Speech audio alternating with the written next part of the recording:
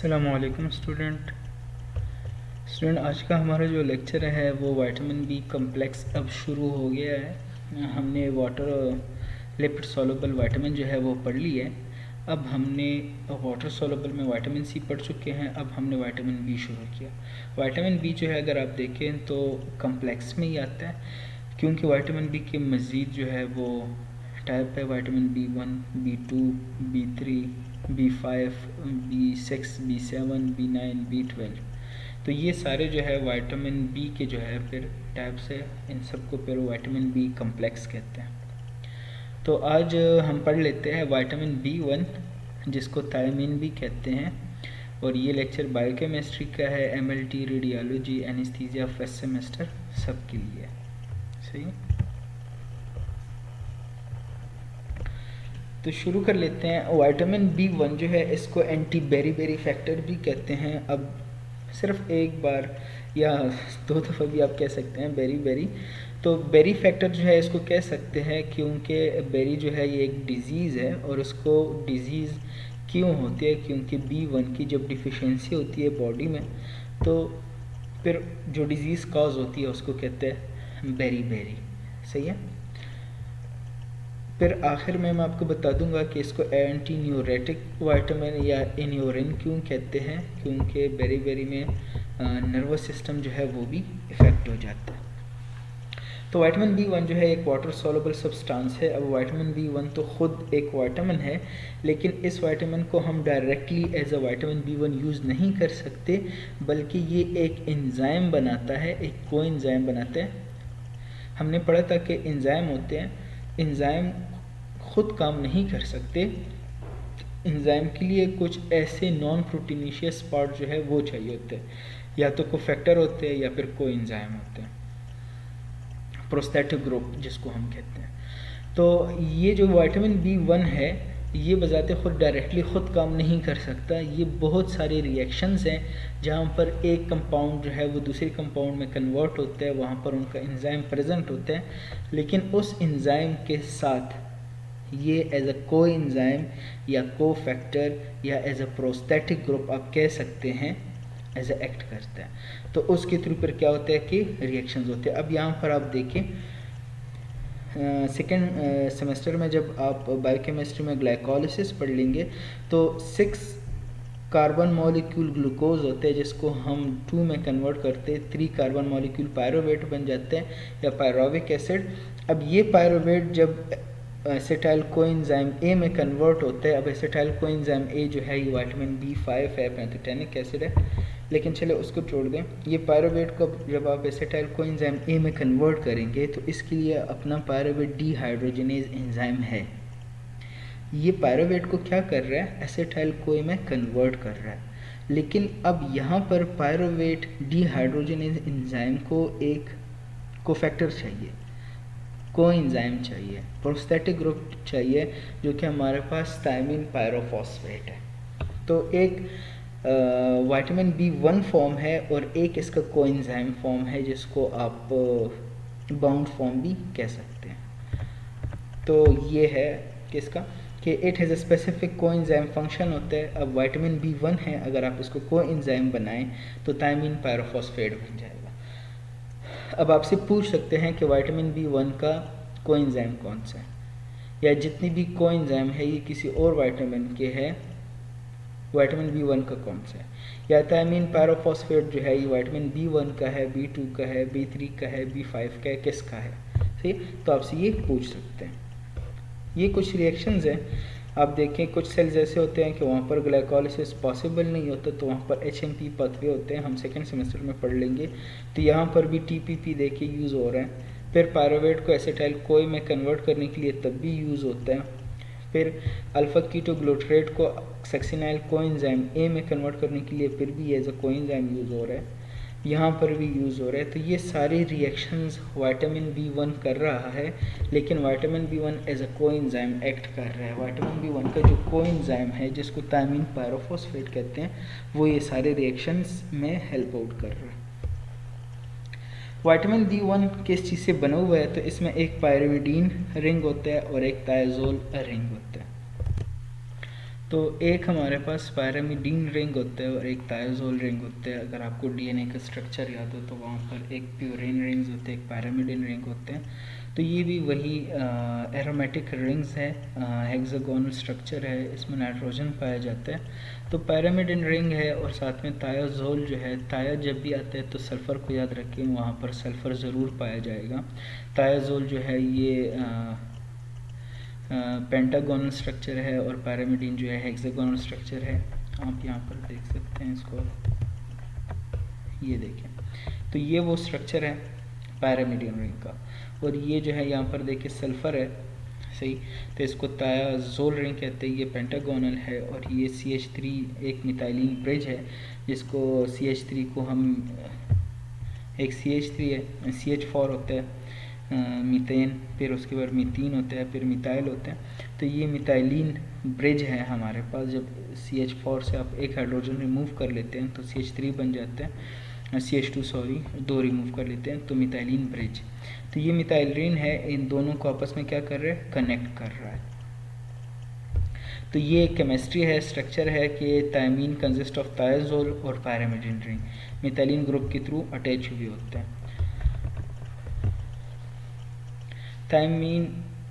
Thymine एक ऐसा natural compound है जिसमें थायोजोल रिंग पाया जाता है।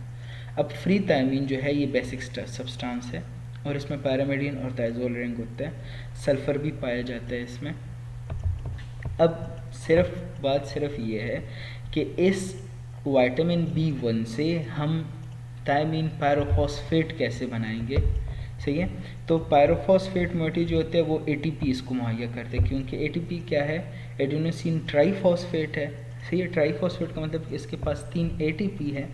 तो ये रिएक्शन ATP की थ्रू होता है। ATP क्या कर देते हैं, एक फॉस्फेट विटामिन B1 को दे देते हैं, तो वो क्या बन जाता है, थायमीन। तो पहले से था पायरोफॉस्फेट भी बन जाता है। और एंजाइम कौन सा होता है, थायमीन पायरोफॉस्फेट ट्रांसफेरेज।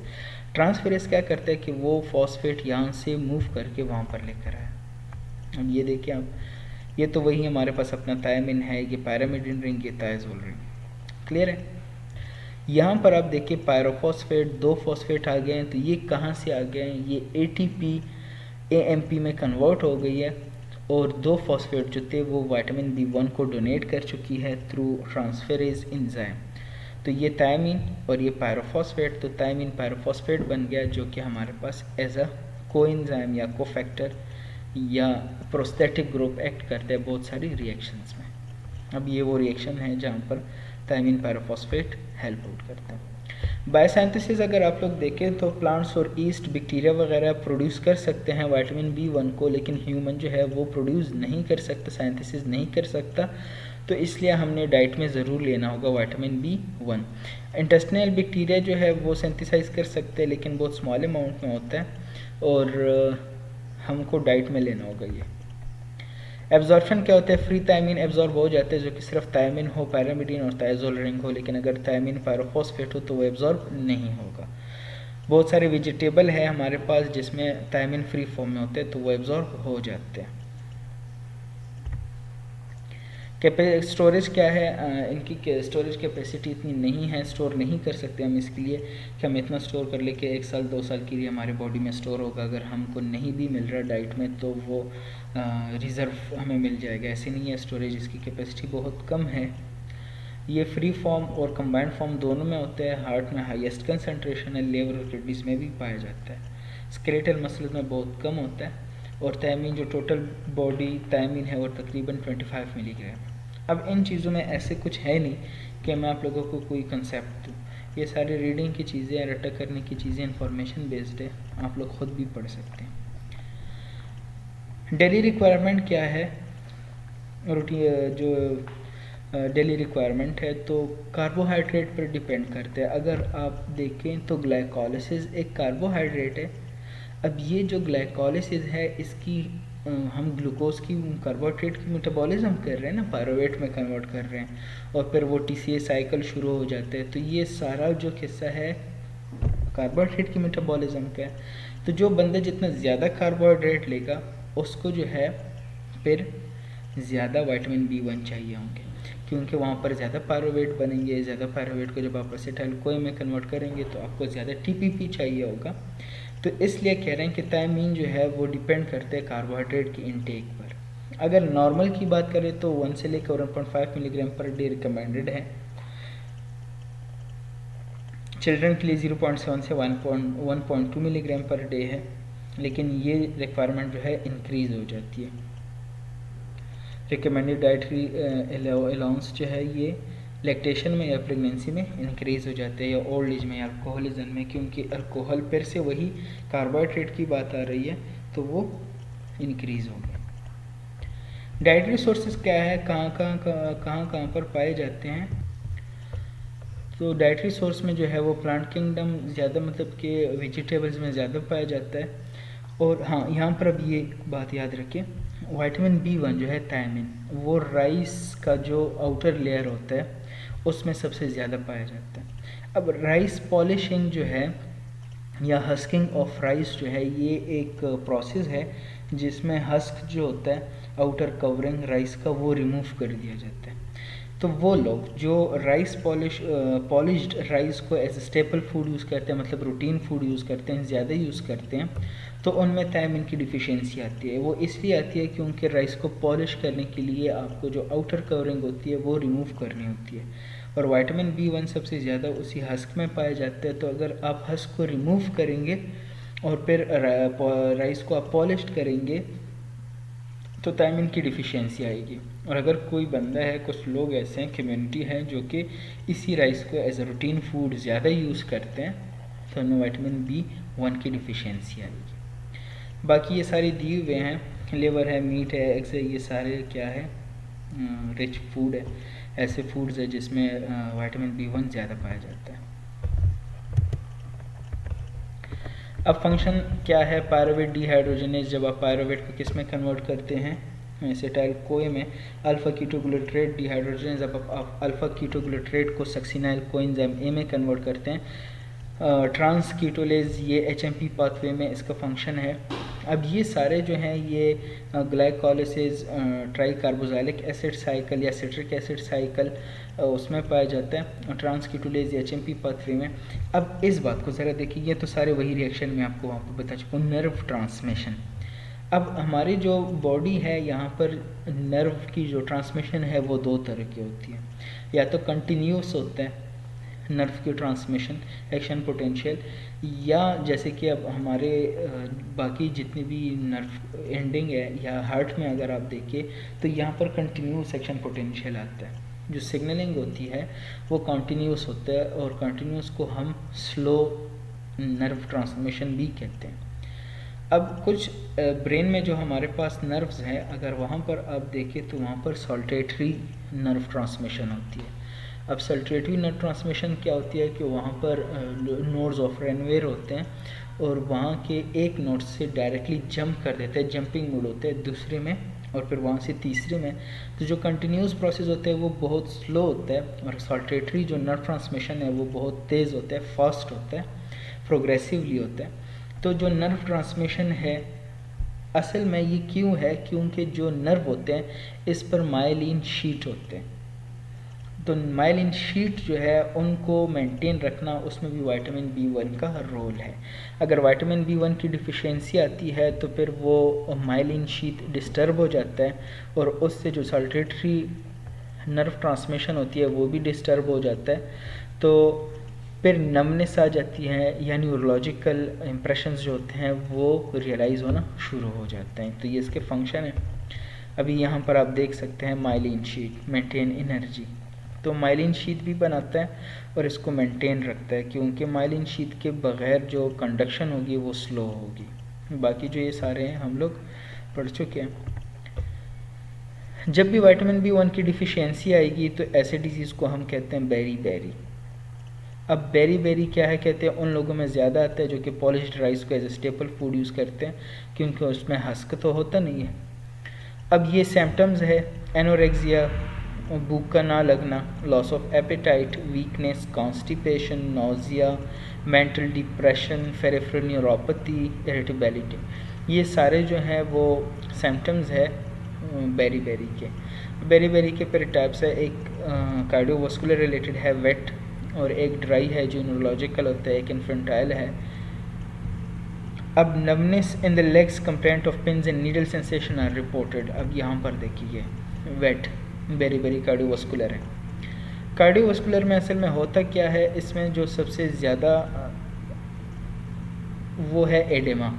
एडेमा क्या होता है? स्वेलिंग, पूल जाना, वाटर एकमुलेशन आप कह सकते हैं। टिश्यूज़ में जो है वो फ्लूइड एकमुलेट हो जाता है और बॉडी स्वेल हो जाती है।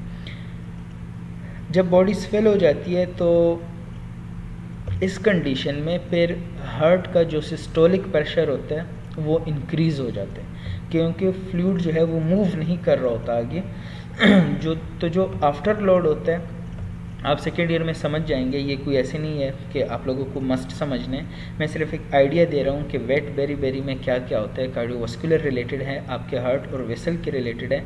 इसमें एडेमा होता है, वाटर जो है वो एक्यूमुलेट हो जाते हैं, एक्स्ट्रा टिश्यूज़ जो होते हैं हमारे, एक्स्ट्रा वास्कुलर टिश्यूज़ जो होते हैं वहाँ पर स्टोर हो जाता है। तो इस कंडीशन को कहते हैं एडेमा, स्वेलिंग, पूल जाना। सही है। तो यहाँ पर होता क्या है अब कि हार्ट का जो आफ्टर लोड होता है वो इंक्रीज़ हो जाता है।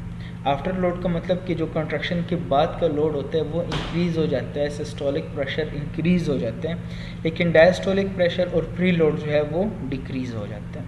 इसमें हार्ट इनलार्जमेंट आ जाती है, कार्डियोमेगेली इसको कहते हैं। हार्ट का जो साइज़ है वो इंक्रीज़ हो जाती है, कार्डियक हाइपरट्रॉफी हो जाती है इसमें। तो एडेमा हो गई, सिस्टोलिक प्रेशर का इंक्रीज़ हो जाना, हार्ट का साइज़ बढ़ जाना, ये सारे रिलेटेड है वेट बेरी बेरी के।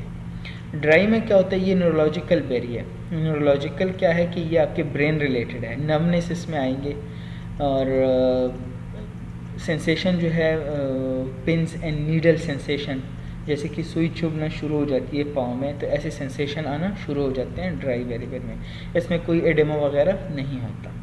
इन्फेंटाइल क्या होते हैं? इन्फेंटाइल वो बच्चे होते हैं जो कि माँ का दूध पीते हैं, और उनकी जो मदर होती है वो विटामिन B1 की डिफिशिएंट होती है। तो विटामिन B1 की जब डिफिशिएंट होती है तो अपने बच्चों को जब दूध देती है तो वो बच्चे भी विटामिन B1 की डिफिशिएंसी का शिकार हो जाते हैं।